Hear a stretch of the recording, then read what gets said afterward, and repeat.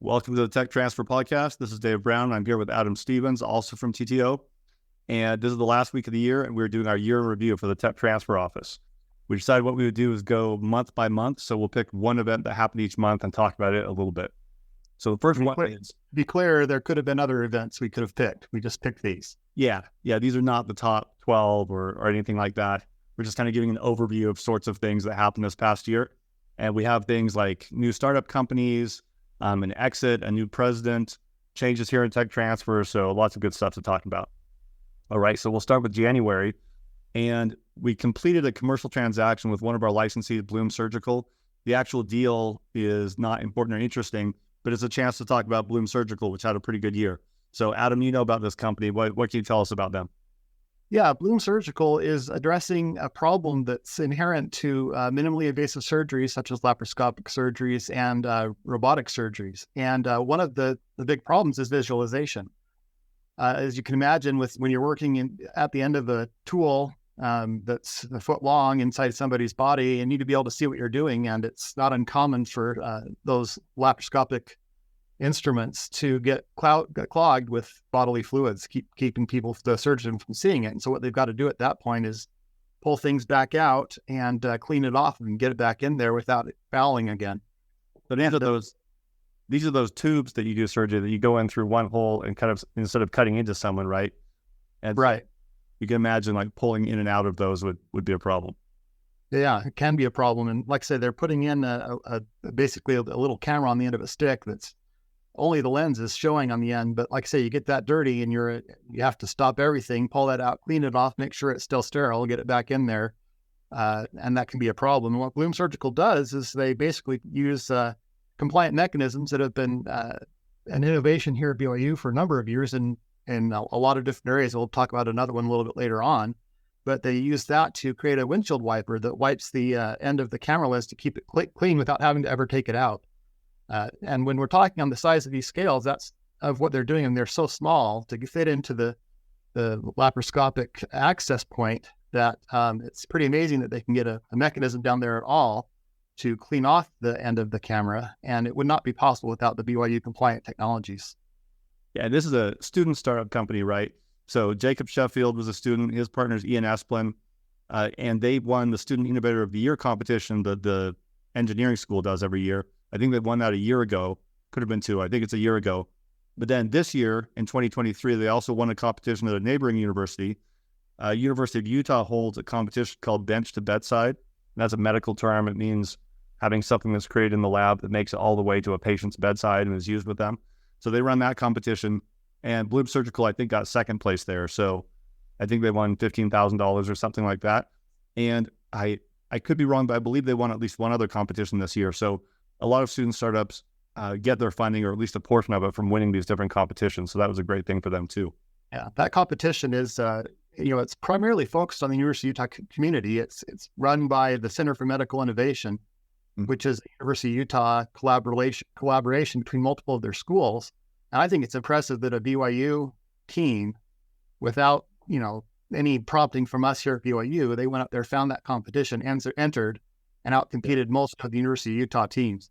Yeah, and it's great to see the Center for Medical Innovation reaching out now. I mean, since that win, they've been reaching out to us to try and establish more collaborations where we can get more BYU teams up there and hopefully winning the competition. Yeah, I mean, kudos to the University of Utah for opening their competition to other universities. But then also, our team was scrappy and went up there and competed. The best student entrepreneurs are really scrappy like that, looking for opportunities. And then finally, Bloom Surgical got a big NSF grant this summer. I think it was about $250,000. So that's huge. I saw them present at the Life Science Summit in Salt Lake in November. So that's why I'm a little up to speed on that. But okay, so that's our January event. Let's move on to February. So we receive all kinds of invention disclosures from our faculty inventors here at BYU. And I believe in February, I received the invention disclosure with the greatest traction of any disclosure I've ever received. And this was from Royce Kimmons. He's an associate professor of instructional psychology and technology. And he started a website. You can go look at it. It's called edtechbooks.org. He came in here and talked to me a couple of years ago and said that he was working on this thing. It's kind of an open source repository where, as an academic, you might create a textbook, release an open source on this site, and then professors at other universities can use part of it or all of it to teach their courses. And so I didn't know what would happen with this, but then he came in this February to kind of give an update and disclose what had been going on with the invention. And it turned out just organically with no advertising, they'd attracted 1.5 million unique users per year. So that's pretty great for anyone, especially a technology where any commercial opportunity is kind of secondary. And we haven't done anything commercially with that one yet, even though there's a lot of interest. But check it out, edtechbooks.org. It's a great website. They have some good tools on there too. Like if you're a publisher, they'll automatically translate it into various languages and do text-to-speech and just a bunch of other great things. So, it's a huge resource, both to professors and to students. I mean, with the cost of textbooks as high as they are, anything that could bring that price down, whether it's ends up being a huge market gain to BYU, that's a great benefit to society. So, great. Well, if we move on to March, in March, we had a positive startup event that was maybe 10 years in the making. About 10 years ago, BYU licensed DJ Lee's AI-assisted object recognition technology to a company called Smart VisionWorks. And I was looking back at the original disclosure, and the primary example from the original disclosure was using this AI-assisted technology to identify different fish species. Right. And how far has it progressed since then? It's gotten really well, but just recently we had one of our YouTube videos that you can go back and take a look at. CEO Chris Bryant was talking with you, with Brian and with Bennett, right? With the interns, I think. Oh, with the interns. Okay, it was with the interns. Yeah, great interview. And he was talking about working toward an exit for Smart VisionWorks, and in March that occurred. Smart VisionWorks was in fact acquired by an equity group. Yeah, and this the fish reference you made is really great. So this is AI-assisted object recognition because the software makes its own rules for how it's going to recognize objects based on positive and negative examples that you give it. A pretty small set can create some great rules as well. And so I don't know the details. People in Utah Valley will know, but in Utah Lake, there's an invasive species of fish. So you want to be able to really quickly identify the species of a fish that comes out of the lake. And as a human, if you or I were trying to distinguish fish with rules, we might, I don't know what we would say. We would say maybe the color or the shape or the length or something like that. But what the AI tool here found was that the best predictor of the species of the fish was the size of its fin and the shape of its belly. So it would look for those two things and it could distinguish all the fish from each other based on that. So that's just an example, but the ultimate commercial application was something that probably affected what you ate for dinner last night. The company decided, Chris Bryant came on board and they decided to really hone in on agricultural products. So difficult things to sort like potatoes and meat. So if you ate French fries anytime recently, you probably ate some potatoes that they sorted. And this has been a great niche for them. And obviously they were acquired by an equity group in March. So pretty good success story right there. Turning to our April event, we had a BYU collaboration open up, Wasatch Bio Labs. It opened up in Heber City, and that's been, they're focused on high-end diagnostics. And they've worked with several BYU people, including Chad Pollard, who's been a PhD candidate, Tim Jenkins, and Jonathan Hill. And it's run up there by Brad Randall. Why don't you talk about that a little bit? Yeah, so I attended the open house, which was in April. So that's why on my calendar, this was an April event to include. It's a really impressive high-tech lab. It's nice to see Chad Pollard leading this, one of our PhDs. I still think our grad students make some of the best entrepreneurs for tech transfer technologies. But yeah, this is up in Heber City, very high-end diagnostics. It's a great facility. And what's nice for us is it's helpful to several of our startups. We have Jonathan Hill and Tim Jenkins, who you've mentioned. They're professors in life sciences here, and their technologies have spawned several different startups. And at least a couple of those, 2 to 4 of those, actually work with the lab and are clients of them and are helped by them. So this was a good thing. Brad Randall and his team up there are doing a great job. And it's just life sciences is very entrepreneurial right now at BYU. So this is one example of it. Great. So May was an event. We had an event that was big for the whole university. There was an announcement of a new university president, and we were really happy when we heard the announcement. So you want to describe that one?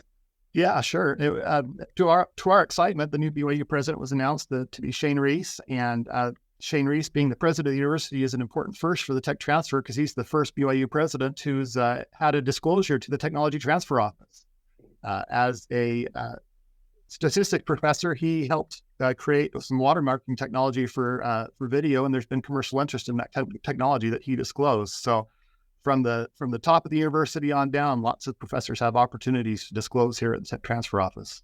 Yeah, we felt like, and this immediately, that he has a unique perspective on our office, which is great just because he's worked with us. But then the day of the announcement, I was talking to someone from archives upstairs in the Harold B. Lee Library. And I said, what do you guys think of that? And he said, well, we feel like that this is a president who really understands our department. So it's possible that every department on campus feels that way, but we definitely do. And I just wanted to share one little bit from his inauguration speech. The inauguration was September. It was the announcement that was in May. But he talked about his vision for BYU. And among other things, he said, the challenge of our generation, the burden of my administration is becoming BYU. If that's how he's phrased it, becoming BYU. And that's definitely what we're trying to do over here. I think it was really on point with what we were already working on, which was finding ways to do tech transfer in a way that is unique to BYU. Like, what does a BYU tech transfer look like that's different from a different tech transfer office? And so for us, that means working with students, focusing heavily on giving them a good experience, our employees and others, entrepreneurs and so on.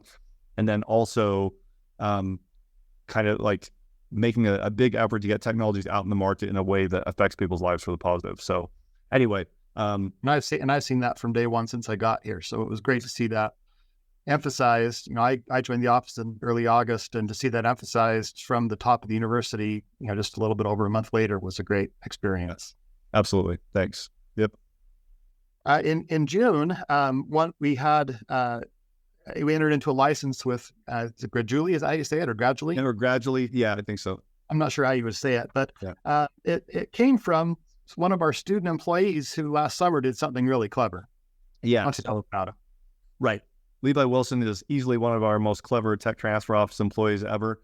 He came here as a student probably a year and a half ago, and his goal from the start was to work here so that he could learn what technologies we had and then find a good one to take out. And so he did that. So he found this technology. I won't go into great detail, but it's a student loan tool to help students plan ahead and not take out more debt than they can afford, or alternatively, to take out as much as they can afford if it helps them.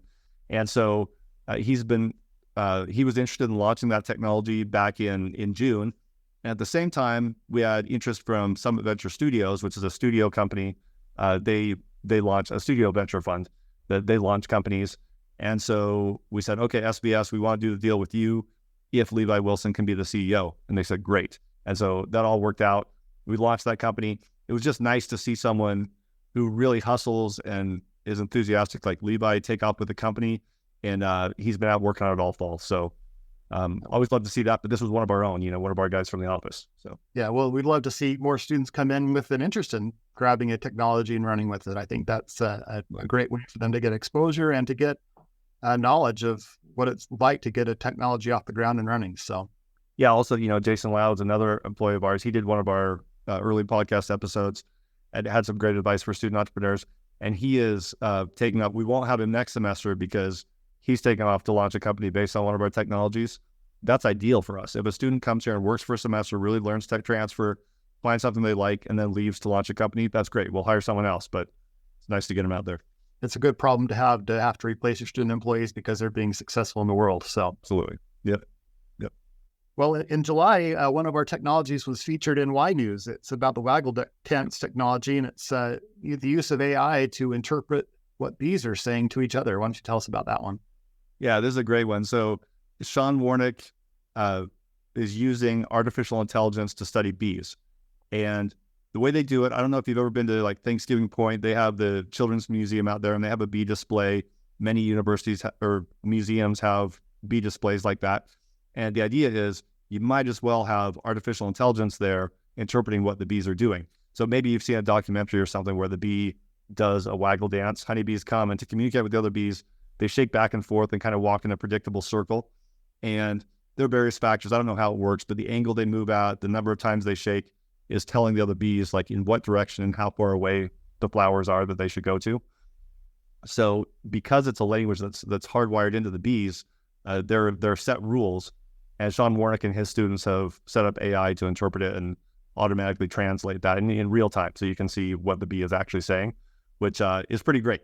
So you could say, for example, if you're a farmer, you could say, well, it looks like the bees are planning to go pollinate this part of my field, or, maybe it's time to move them or something like that. And there has been some licensing interest from universities, or from museums rather.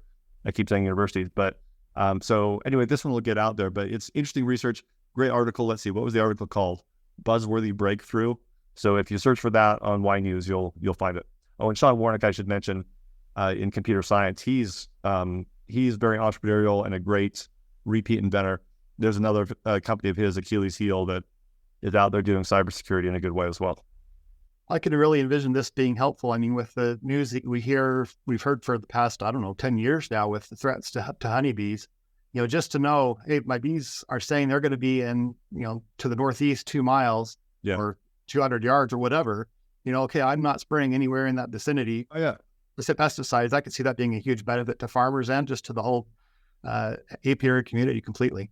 Oh, that's an interesting point. I hadn't even thought of that aspect. But yeah, this is what happens though. You have a technology and then people start seeing these different applications and pros and cons for it. So, well, good. So August was a huge month here in tech transfer.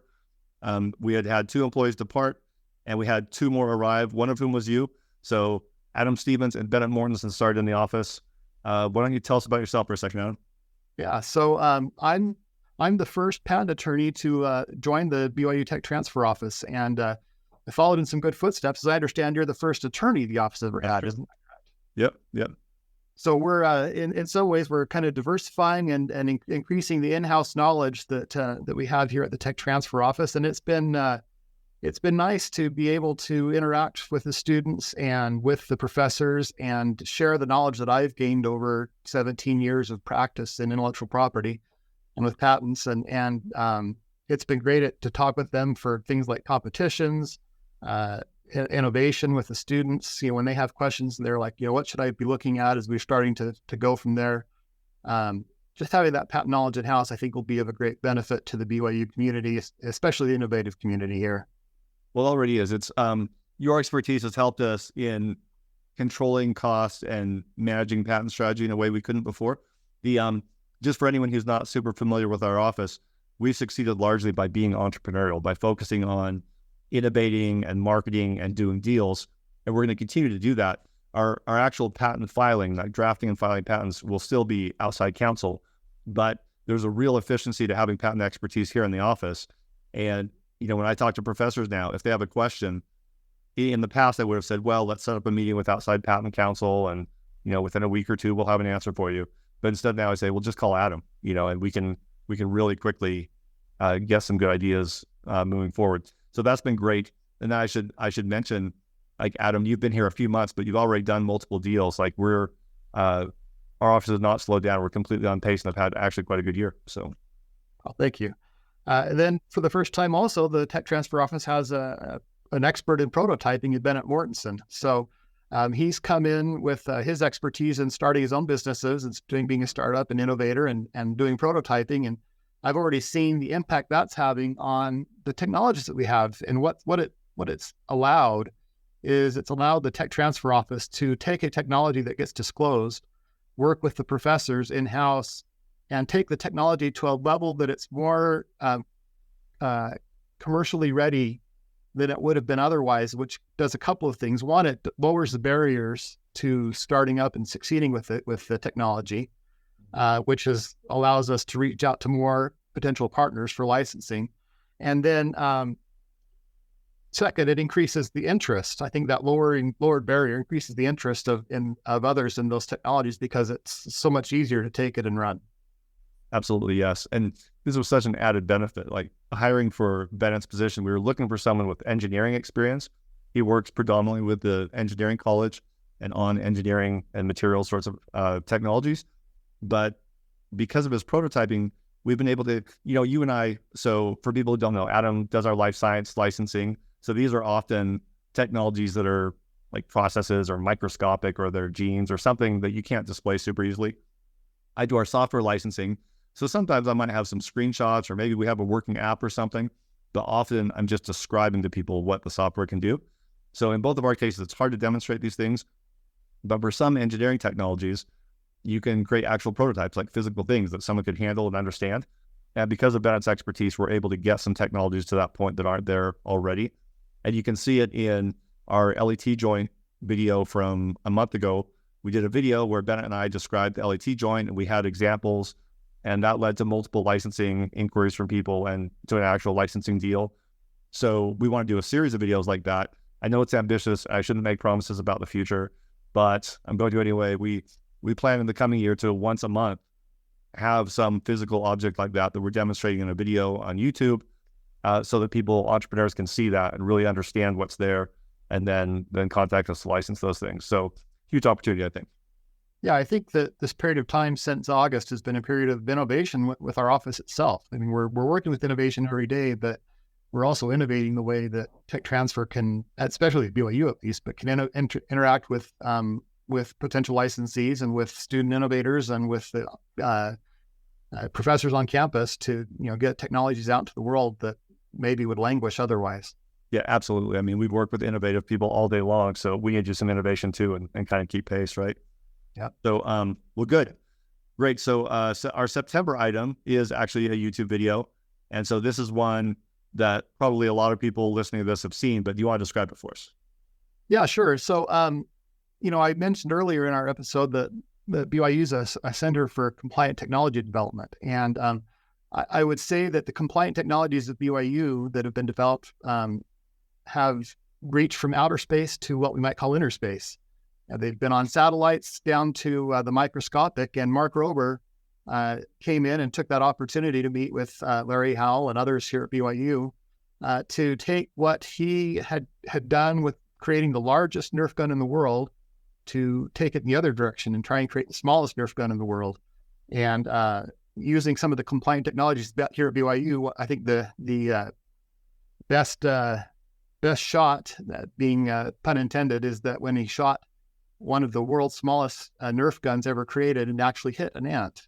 Yeah. And then of course they went even smaller than that, but it's quite the technology feat to go from, like I say, the macroscopic and the out of this world to the microscopic, and no ants were harmed. Yeah. No, that is a great clip. Like, I love the whole video, but the shot where they shoot the ant is amazing. And in case you didn't already get it from the video, here's the Mark Rober BYU connection. Mark was a student here, and in fact, he was a student of Larry Howell, our inventor, who is one of our leaders in compliant mechanisms, probably the world leader in compliant mechanisms. And so he came back here to work on this project. And then also a student in the video, one of the students, the student who led the project for Mark Rober was Jacob Sheffield, who you'll remember is one of the co-founders of Bloom Surgical that we talked about up front in this video. So yeah, those compliant mechanisms people at BYU are accomplishing a lot. So yeah, good. Well, so our October event, and last I checked, they had something like 34 million hits on the Mark Rober video. By the time this is posted, it'll be more. It's one of, I think, the better Mark Rober videos as well. So, okay, our October event was an event here we did at BYU. We're trying to do more events to educate our entrepreneurs and our professors. They already know a lot, but when we can find something they don't already know, we should bring resources here and present to them. So in October, we held an event to provide funding information for our startup companies as well as interested faculty. And we've invited the Utah Innovation Center. So Linda Cabrales and Jackie Bourget came and presented, and they work at the Utah Innovation Center. It exists to help BYU entrepreneurs get federal grants, and especially SBIR grants. So I would say not just BYU. That's a Utah state, the state of Utah entity that's been created to help all Utah entrepreneurs succeed in getting funding and bridging the gap between, some of that initial creation of the ideas and getting it to market. They have lots of different things. I mean, when they were here, they were focusing on SBIRs, but there's lots of other opportunities as well that they help startups succeed. Yeah, and they definitely, their mission is to help people in Utah get grants. I'm a little bit focused on the BYU entrepreneurs, I guess, but but we brought them here for that, and they were very helpful in explaining the ins and outs of their program. They, if you're an entrepreneur who potentially qualifies for a grant, they actually have a little grant that they'll give you just to go through the process the first time you do it. So look into the details of that, but it's a great program. If you haven't filed for federal funding before, they can help you do that. And Utah actually does quite well, in part due to their efforts, I believe. So that was a good event. We'll do more events like that. In November, we held the InvenTech competition, and one of our licensees, Salt Block, they won that competition, and they also won the big idea pitch at BYU's Rollins Center. And they've licensed a technology that could revolutionize our agriculture, especially in our salt-laden soils that we often have out here in the West. So why don't you tell us a little bit more about them? Sure, and I should note the competition InvenTech. We haven't held it for a few years, but now we're post-pandemic. We decided to hold it again. The Rollins Center here at BYU co-sponsored it with us, and it was a great event. We had a winner and 2 runners-up. But our winning team, let me give you the quick summary. Here's Salt Block. They have a technology from BYU that involves microorganisms that grow in the roots of the plants that farmers plant. So you treat seeds with this, and then when the plants sprout, microorganism grows into the roots, and it sequesters salt, so the plant can survive in saltier water, or can do better in land that's already salty. And turns out when you irrigate farmland, it becomes saltier over time, and it's hard to avoid that. The founders are Tucker Bateman, Fritz Carl Morlant, and Michael Davis. Fritz, if his name sounds familiar, is BYU student body president currently. And Tucker has a family farm, Bateman Farms, here in Utah Valley. So this summer, they did a pretty scientific run of the technology. He planted plots on his land and some neighboring church property, and the results showed, I think, over a 40% increase in productivity for corn if it was treated with this inoculant on the seeds. So I would say very promising results, and we have high expectations for that company and high hopes for them. Yeah, it's neat to see that kind of return on an agricultural product. Since the invention of and use of commercial fertilizers, there's not maybe been something that has so much potential for increasing yields, I think, in a long time. So yeah, who's the guy, in the 1700s who said that humanity would outpace the food supply on the earth? Do you remember? I'm not remembering, but I'm familiar with the quote. Half the people listening will know what I'm talking about, but he's proven wrong time and time again, because technology has outpaced the growth of humanity. And when you see something like this, you can think, oh, that's part of the next solution to make people in all kinds of areas of the world have better access to food. So yeah. Well, and a lot of people are concerned about genetically modified organisms. I don't necessarily share that concern, but this is great because it's not genetically modifying anything. Yeah. It's just using natural bacteria, a mixture of those applied to the seeds, and you're getting a 40% yield on any existing crop that you're dealing with, which is, like I say, it's a great potential technology there. And I assume it could be used on GMO crops too. It's just, of course, one assumes that. I just know some consumers would stay away from a GMO product, and here you don't have those concerns at all. So that's just a great thing to see. Exactly right. On December, we had one of our great events where we're reaching out to students, and we had our student employees out there. Our intern team was out engaging students, and it ended up being much shorter time period than we expected. Why don't you tell us about that? Yeah, so this was a good one. I just wanted to sneak the interns in here because our fall on-campus internship team did such a good job. Actually, our winter team did a great job too. But throughout the course of the semester, they had booths set up in the Tanner building and elsewhere on campus just to create student awareness in tech transfer. And so they would offer treats and students would come. And so in December for their last one, they decided to go big a little bit. So they had a bunch of crumble cookies. They were out here in front of the JFSB building, if you're familiar with BYU campus. And they planned to be there for 2 hours, but the crumble cookies were very popular. So like you say, they were there for 25 minutes or something, but people were very engaged, and it was a great event. And our plan for next semester is to do similar events, but a couple of big ones that will hopefully draw a huge crowd. But just wanted to sneak them in there because, like I said, they did a great job for us this semester. Well, they help engage our student population and help us get in a better contact with them. They get onto our email list and whatnot, and opportunities. You never know when something will develop into something special. So yeah, we want to engage with students. And who really understands students well is students. So you've got to listen to and learn from your student employees for sure. Yeah. Okay, well, that's kind of it in a nutshell. Those are our 12 things. There were so many other things that happened this year, but those were kind of a sampling that kind of gives us an overview of what the year was like. 2024 is going to be huge. We have great plans for it. I'm going to refrain from making additional promises right now, but it's going to be a big year for tech transfer. We have some good things in the works. All right, well, thanks. Great things for BYU.